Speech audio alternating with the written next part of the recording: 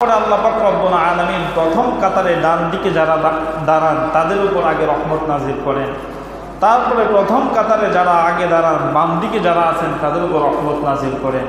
এরপরে এক এক করে করে করে করে যে মসজিদের যত দূরে যত শেষ কাতারে তার রহমত তত দেরিতে, কিন্তু কাউকে বঞ্চিত করেন না। সুবহানাল্লাহ।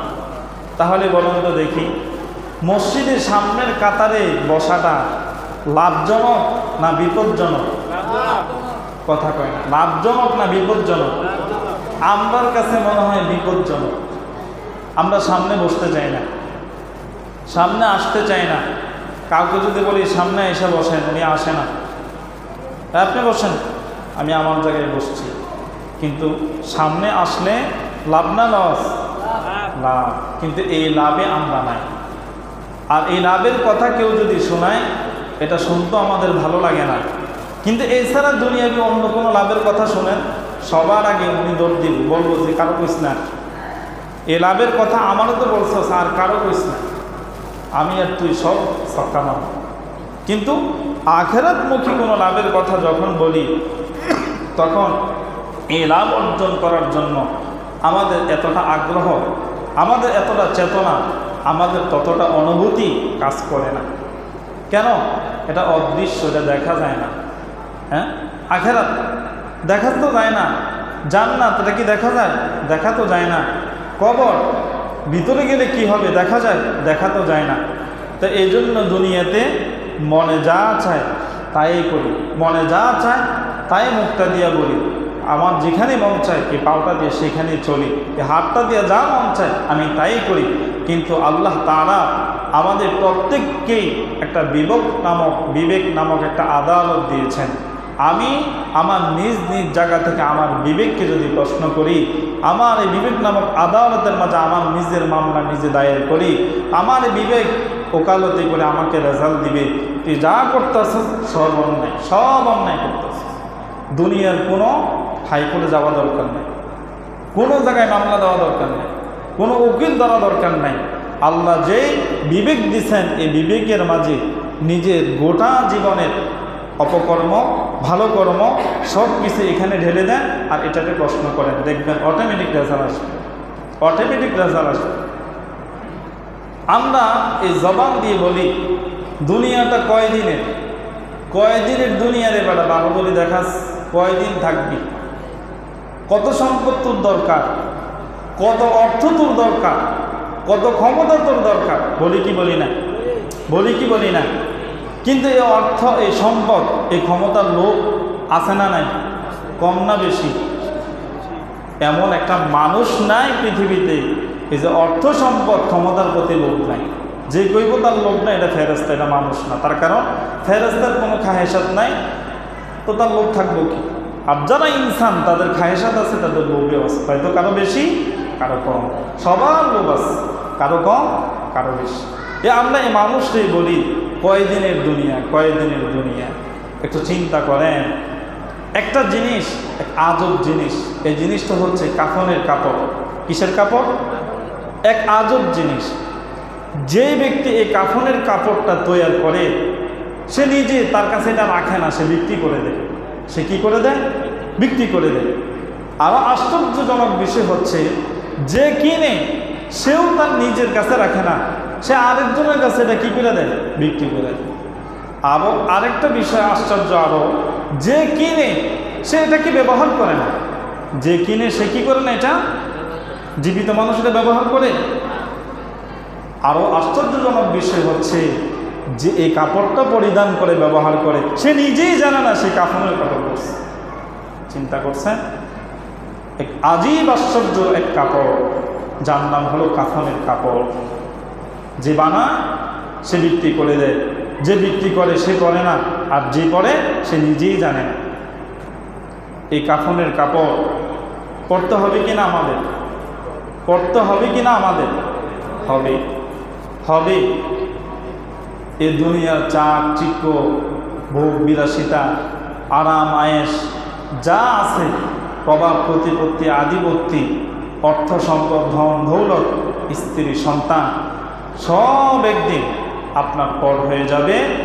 একমাত্র আপনার আপন ঈমান আর আমলই থাকবে, আর কিছুই থাকবে না, কিছুই থাকবে না। এজন্য আল্লাহ রাসূল সাল্লাল্লাহু আলাইহি ওয়াসাল্লাম আমাদের কি বলেন, قال رسول الله صلى الله عليه وسلم إذا مات الإنسان انقطع عمله إلا من ثلاثة من صدقة جارية أو علم ينتفع به أو ولد صالح يدعو له। হে আমার উম্মত আর উম্মতি, তোমাদেরকে বলছি তোমরা ভালো করে শোনো। কি? মানুষ যখন ইন্তেকাল করে, মৃত্যুবরণ করে, এই মানুষ ইন্তেকাল করার সাথে সাথে দুনিয়ার সব কিছু তার থেকে বিদায় নেয় তিনটা জিনিস ব্যতীত। কয়টা জিনিস? তিনটা জিনিস ব্যতীত। ইল্লা মিন সালাসাতিন, তিনটা জিনিস ব্যতীত। এক নাম্বার মিন সাদকাতিন, এই পৃথিবীতে আমি জীবদ্দশা অবস্থায় থাকা যতদিন আমি যা দান সাদাকা করব, মৃত্যুর সময় আপনার আমার এই দান সাদাকা, এই সওয়াব আপনার আমার সঙ্গী হবে। সুবহানাল্লাহ। আও ইলমিন ইউনতাফাউ বিহি, দুই নাম্বার হচ্ছে আমরা যদি এমন কোনো জ্ঞান শিখি যে জ্ঞান উপকারী জ্ঞান, যে জ্ঞানের মাধ্যমে অন্য মানুষ উপকৃত হয়, যে মানুষ এই সব উপদেশের কারণে জীবন উন্নত হয়, আমল উন্নত হয়, ঈমান উন্নত হয়, পৃথিবীর মাঝে সফলতা অর্জন করতে পারে। আমি যদি এমন জ্ঞান মানুষের কাছে প্রসার করি, আমার এই জ্ঞান দ্বারা মানুষ উপকৃত হয়, লাভবান হয়, তাহলে আমার এই জ্ঞানের একটা সওয়াবের অংশ তাদের কাছ থেকেও আল্লাহ পাক রব্বুল আলামিন কিয়ামত পর্যন্ত আমি কবরে থাকব, আমার সেই দানের এবং আমার এই ইলমের সওয়াব আল্লাহ আমাকে দিতেই থাকবে। সুবহানাল্লাহ। তিন নাম্বার ওয়ালাদিন সালিহিন ইয়াদউ লাহু, যার নেক সন্তান আছে। কি সন্তান আছে? নেক সন্তান আছে। নেক সন্তান শুধু মাদ্রাসায় পড়লে নেক সন্তান হয়, বিষয়টা এরকম না। স্কুল কলেজ ভার্সিটিতে বললেই বৎকার হয়, বিষয়টা এরকম না। মাদ্রাসায়ও ভালো মন্দ আছে, স্কুল কলেজ ইউনিভার্সিটিতেও কি ভালো মন্দ আছে, সব জায়গায় ভালো মন্দের সংমিশ্রণই আছে। তবে আপনার আমার এই সন্তান নেককার হওয়ার জন্য, আপনার আমার এই সন্তান আমি দুনিয়া থেকে যাওয়ার পরে আপনার আমার পরকালের নাজাতের মাধ্যম হওয়ার জন্য সর্বপ্রথম আপনার আমার এই সন্তানকে আল্লাহ পাক রব্বুল আলামিন কর্তৃক নির্ধারিত, রাসূল কর্তৃক নির্ধারিত যে শিক্ষা আগে শিক্ষিত করতে হবে, যে শিক্ষা আগে শিক্ষিত করতে হবে, এই শিক্ষার নাম হলো দ্বীনি শিক্ষা। কি শিক্ষা? দ্বীনি শিক্ষা, ইসলাম শিক্ষা। আপনি আগে আপনার এই সন্তানটাকে পবিত্র কোরআনের সহি শুদ্ধ কোরআন আগে শিখান, রাসূল সাল্লাল্লাহু আলাইহি ওয়াসাল্লামের সহি শুদ্ধ পবিত্র হাদিস আপনি শিখান, আপনার এই সন্তানকে হালাল ও হারাম আপনি শিখান, আপনার এই সন্তানকে জায়েজ নাজায়েজ জিনিসগুলো আপনি আগে শিখান, আপনার এই সন্তানকে ভালো মন্দ এই জিনিসগুলো আগে শিখান, আপনার এই সন্তানকে আল্লাহকে চেনান, আল্লাহ রসুলকে চেনান, আপনার সন্তানকে আল্লাহ এবং তার রসুল থেকে অন্য জিনিস তাদের সমতুল করা, শিরিক করা, এইগুলো থেকে তাদেরকে বিরত থাকার মতো আপনি একটি সবক তাদেরকে প্রদান করেন। তাহলে আপনার এই সন্তান এই সবক অর্জন করার পরে, এই সবক করার পরে সে ডাক্তার হোক, ডক্টর হোক, ইঞ্জিনিয়ার হোক, উকিল হোক, ব্যারিস্টার হোক, জজ হোক, উকিল হোক, সে যাই হোক এই পৃথিবীতে কোনো আপত্তি নাই। কেন? যার ভিতরে সর্বপ্রথম দ্বীনি শিক্ষা প্রবেশ করছে, কিছু হোক আর না হোক, এই লোকটার দ্বারা এই পৃথিবীতে অন্য কোনো মানুষের কখনো ক্ষতি হবে না। সুবহানাল্লাহ বলবেন না? সে ক্ষতিগ্রস্ত হবে, সে লস নিজে দিবে, সে মায়ের নিজে খাবে, কিন্তু প্রতিহত করার চেষ্টা করবে না। কেন? তার ভিতরে সর্বপ্রথম যে শিক্ষা দেওয়া আছে এটা আল্লাহর শিক্ষা, এটা নবীর শিক্ষা। আল্লাহ কারো প্রতি জুলুম করেন না, নবী কারো প্রতি কখনো জুলুম করেন নাই, আল্লাহ কারো উপর অন্যায়ভাবে কোনো আযাব দেন না, রসুলও কাউকে অন্যায়ভাবে কোনো শাস্তি দেন নাই। অতএব যে আল্লাহ এবং তার রসুল কর্তৃক নির্ধারিত শিক্ষায় শিক্ষিত হবে, এ সন্তান কিছু করুক আর না করুক, একটা পিতামাতা এতটুকু সতর্ক থাকতে পারে, আশা রাখতে পারে আমার এই সন্তান নেককার সন্তান। কেন? পৃথিবীতে এই সন্তানটার দ্বারা মানুষ শুধু লাভবান হবে, তার দ্বারা ক্ষতিগ্রস্ত হবেই না। সুবহানাল্লাহ। এমন সন্তান যে রেখে যাবে, রাসূলুল্লাহ সাল্লাল্লাহু আলাইহি ওয়াসাল্লাম বলেন, এই সন্তানটা যখন পিতা এবং মাতার কবরে শিওরে দাঁড়াবে, দাঁড়ায় আল্লাহর পবিত্র কোরআন থেকে ফাতিহা পড়বে, আল্লাহর পবিত্র কোরআন থেকে সূরাতুল ইখলাস 3 বার পড়বে, দুরূদ শরীফ পড়ার পরে যখন আল্লাহ তাআলার দরবারে মা এবং বাবা তার চলে যাওয়া সকল আত্মীয় স্বজনদের বিদায় আত্মার মাগফিরাত কামনা করবে, ওই সন্তানের চোখের পানি নাকের ডোগার কিনারা আসার আগে আগে আল্লাহর হাবিব বলেন, আল্লাহ তাআলা সে মাতা পিতা এবং তার বংশধরের কবরে আযাব কিয়ামত পর্যন্ত বন্ধ করে দেবে। কার? নিজ নেক সন্তান, নিজ নেক সন্তান। মসজিদের ইমাম সাহেব সেখানে গিয়ে দোয়া করলে কবুল হতে পারে, নাও হতে পারে, এটার গ্যারান্টি নেই। আমি বারাটিয়া মোল্লা, আমার লস করতেছি আর কি, জিয়ারত করলে 500 টাকা পাইতাম, এটা লস না। কিন্তু পবিত্র কোরআন ও হাদিসের জ্ঞানে শিক্ষায় যারা শিক্ষিত হয়েছে, হক পন্থী আনেন, হক আনেন, যারা হকের উপর অটল অবিচল থাকে, রাসূলুল্লাহ সাল্লাল্লাহু আলাইহি ওয়াসাল্লাম তাদের সম্পর্কে কি বলছেন?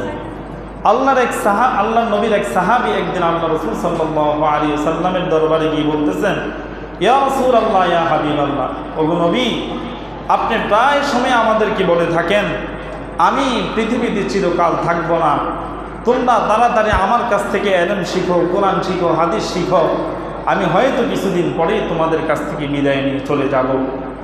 তো আপনি যদি চলে যান আমরা কাকে সালাম দিব? আপনি যদি চলে যান আমরা কার সাথে মুসাফা করব? আপনি যদি চলে যান আমরা কার সাথে মুআনাকা করব? আপনি যদি চলে যান আমরা কার কাছ থেকে ওয়াজ শুনবো? আপনি যদি চলে যান আমরা কার কাছ থেকে কোরআন শিখবো? আপনি যদি চলে যান আমরা কার কাছ থেকে হাদিস শিখবো? আপনি চলে গেলে মাসলামাসি, নামাজ, কোরআন ও হাদিস, ইসলামের শিক্ষা দীক্ষা এগুলো কার কাছ থেকে আমরা নেব? আপনি যদি চলে যান আমরা কাকে দাওয়াত দিব?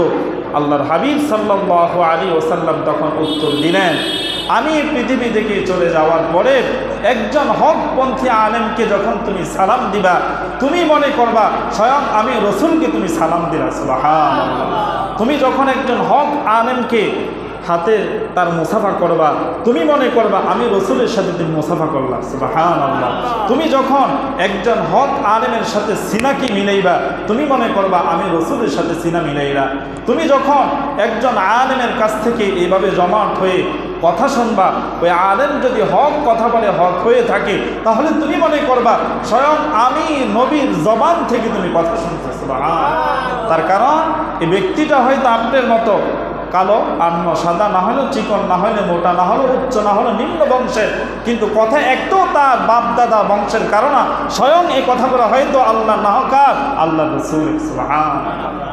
এরপরে আল্লাহর হাবিব বলেন, আমি চলে গেলে কাকে দাওয়াত দিবা? হ্যাঁ, আমি যাওয়ার পরে যদি কোনো হকপন্থী আলেমকে নিয়ে তুমি দোয়া করাও, তাহলে মনে করবা যে আমি রসুলকে দিয়ে তুমি দোয়া করাইলে। সুবহানাল্লাহ। তাহলে আল্লাহ রসুল তো সেই অপশনে রেখে গেছেন। এজন্য আলেমরা দোয়া করলো তারও ভিত্তি নেই, বিষয়টা এরকম না, না মূল্য আছে। তবে আমার এবং অন্যান্য আলেম যারা আছেন তাদের চাইতে নিঃসন্তানের দোয়া পাওয়ার বেশি। কি বেশি? পাওয়ার বেশি। কেন?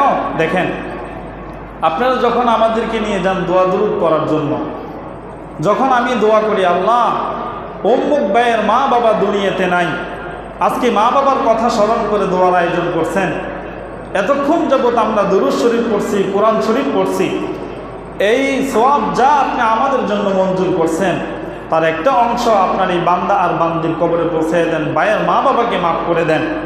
এই কথাটা বলতে দেরি যে সন্তানগুলো মা বাবা হারাইছে হুহা করে কান্না শুরু করে দেয় না? কিন্তু আমার দিকে সায়েন্স, আমার চোখের ফানে এটা কি আইসেনি লগে লগে?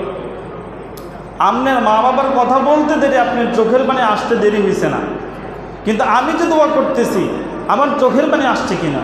তাহলে আপনার মা এবং বাবার প্রতি যে পরিমাণ আপনার দিলে দরদ, সেই পরিমাণ দরদ কি আমার আছে? আবার আমার মা বাবার প্রতি আমার যে পরিমাণ দরদ, আপনার কি সে পরিমাণ আছে? এই জন্যই বলা হয়েছে সন্তান যখন দরদ মাখা হৃদয় নিয়া আল্লাহর কাছে দোয়া করে, এই সন্তানের চোখের পানি আল্লাহ সহ্য করতে পারেন না, সাথে সাথে আল্লাহ আযাবের ফেরেশতাকে বলেন আযাব বন্ধ করে দাও, জান্নাতের বিছানা বিছিয়ে দাও, জান্নাতি পোশাক পরিয়ে দাও, জান্নাতি নাজ নিয়ামত কবরে দিয়া আমার এই বান্দা আর বান্দিকে কিয়ামত পর্যন্ত জান্নাতি মেহমান বানিয়ে দাও। সুবহানাল্লাহ। পারবেন না ইনশাআল্লাহ? তাহলে একটা সন্তান যাই করছেন না করছেন, একটা সন্তানকে দ্বীনি শিক্ষা শিক্ষিত করেন, একটা সন্তানকে হাফেজ বানান, আলেম বানান, মুফতি মুহাদ্দিস বানান, কমাস কম পরকালে নাজাতের জন্য একটা মাধ্যম দুনিয়াতে রেখে যান। কত কিছুই তো করলেন, কত কিছুই তো করলেন। আমাদের মা বাবা কিন্তু ঠকেন নাই, আমাদের মা বাবা ঠকেন নাই। যখন মাদ্রাসায় পড়তাম ছোটোকালে অনেক মানুষ বলতো মোল্লায় মৌলবী হয়ে লাভ হবে কি, নিজেই তো খাইতে পেত না, মা বাবারে কি খাওয়াইব আর নিজ বিবির কি খাওয়াইবে, এদের সাথে আত্মীয়তা করবে কি, এদের সাথে মেয়ে বিবাহ দিব, নিজের খাওয়াই তো পরের করে খায়। আচ্ছা কোন তো আমারে খাওয়াই কে? প্রকৃত রিজিকের মালিক কে? আল্লাহ। কিন্তু রিজিকের মাধ্যম কার? আপনারা না? 30 করে আমাদের 30 দিন খাওয়ান কে খাওয়ান? আপনারা না? আমি কি চিন্তা করি সকালবেলা, আজকে সকালবেলা নাস্তাটা কি খাবো, দুপুরবেলা আমি কি গোস্ত খাবো না মাছ খাবো, রাত্রেবেলা সবজি খাবো না ডিম খাবো? আমি কোনো টেনশন করি? টেনশনটা করে কেন? আপনারা যারা খাওয়ান তারা না? তাহলে আমি এই পথে আসার পরে আমি রিজিকের পিছে ঘুরি নাই, আমি রিজিকের মালিকের পিছে ঘুরছি, আর সে আল্লাহ রিজিককে আমার পিছনে ঘুরে দিতেছে। সুবহানাল্লাহ। চিন্তা করছেন? আপনারা কি 30 দিন গোস্ত খান? 30 দিন গোস্ত খাইতে পারেন? 30 দিন মাছ খাইতে পারেন? 30 দিন ভালো খাইতে পারেন? কিন্তু 30 দিন আমার গোস্ত খাওয়ান আপনারা, 30 দিনে গোস্ত খাওয়ান, 30 দিনে মাছ খাওয়ান, 30 দিনে ভালো ভালো খাবার খাওয়ান, আবার আইসা মসজিদে বলে হুজুর কি জানি খাওয়াইছি, কিছু করতে পারলাম না, মনে কষ্ট নিয়েন না, দোয়া করেন একটু যাতে ভালো খাওয়াইতে পারে। তাহলে চিন্তা করেন উত্তম রিজিকের ফায়সালাকারী, উত্তম রিজিক খাওয়ানোর মালিক কে? আল্লাহ। এই পথে যারা আসছে কেউ ঠকে নাই, কেউ ঠকে নাই, কেউ ঠকে নাই, আর যারা ভুল করছে তারাই ঠকে গেছে। এজন্য আপনাদের হাতে পায়ে ধরে অনুরোধ করছি, পৃথিবীতে বহুত কিছু করছেন, কমাস কম একটা সন্তান আল্লাহর জন্য বরাদ্দ করেন, এই সন্তানটা দুনিয়া আখিরাতে আপনার জন্য নাজাতের এবং জান্নাতে যাওয়া যথেষ্ট হয়ে যাবে। সুবহানাল্লাহ। আল্লাহ পাক রব্বুল আলামিন আমাদের সবাইকে মরণের আগে কবরের সামানাগুলো সুন্দরভাবে গুছিয়ে নেওয়া তৌফিক দেন, বলেন আমিন। ওয়া আখির দাওয়ানা।